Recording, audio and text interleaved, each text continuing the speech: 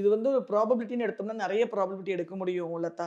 ஆனா, இந்த விருச்சிக ராசி, விருச்சிக லக்னக்காரங்களுக்கு இந்த இடங்கள்ல செவ்வாய் இருக்கு. லக்னாதிபதி, ராசியாதிபதி செவ்வாய் இருக்கு.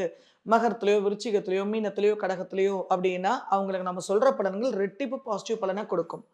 சுக்கிரன் அந்த இடத்துல இருக்குன்னா, ரிலேஷன்ஷிப் சார்ந்த பிரச்சனைகளை விருச்சிக ராசி, விருச்சிக லக்னக்காரங்க ரொம்ப ஆக்கப்பூர்வமான விதத்துல எதிர்கொள்ளக்கூடும்.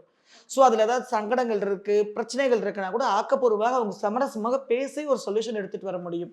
குரு இந்த பாவத்துல இருக்குன்னா, குழந்தைக சம்பந்தமா ஏதாவது ஒரு வரிஸ் அவங்க இது நாள் வரைக்கும் எதிர்கொண்டு போயிட்டு இருந்திருக்காங்க அப்படின்னா, அந்த ப்ராப்ளம் சால்வ் ஆகக்கூடும். 2ஆம் அதிபதியான குரு, 5ஆம் அதிபதியான குருக்கே எகைன் குருவோட அஸ்பெக்ட் வருது அப்படிங்கும்போது, வருமானத்த பெருக்கிறதுக்கும், சாலிடான பேங்க் பேலன்ஸ் எல்லாம் மெயின்டெயின் பண்றதுக்கும், ரிசோர்ஸஸ் அக்குமுலேட் பண்றதுக்கும் பெஸ்ட்டான பீரியடாக இருக்கும்.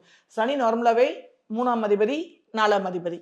ஸோ வீட தொட்டு வீடுல ஏதாவது மாற்றம் பண்ணணும்னு நினைக்கிறவங்க, சனி இந்த நான் சொன்ன இந்த 4 ராசியில குருவோட பார்வைகள் இருக்கிற ராசியிலயோ, குரு இருக்கிற கடகத்திலயோ சனி அமைய பெற்றவர்கள், நிச்சயமாவே வீடு மாறக்கூடும். அவங்க வந்து இந்த வாடகை வீட்லருந்து வேற வாடகை வீட்டுக்கு போறது, சொந்த வீடு கட்டி ரீலோகேட் ஆகி போறது, இந்த மாரி விஷயங்கள்லாம் ஃபேவரபிளாக நிச்சயமாவே இருக்கக்கூடும்.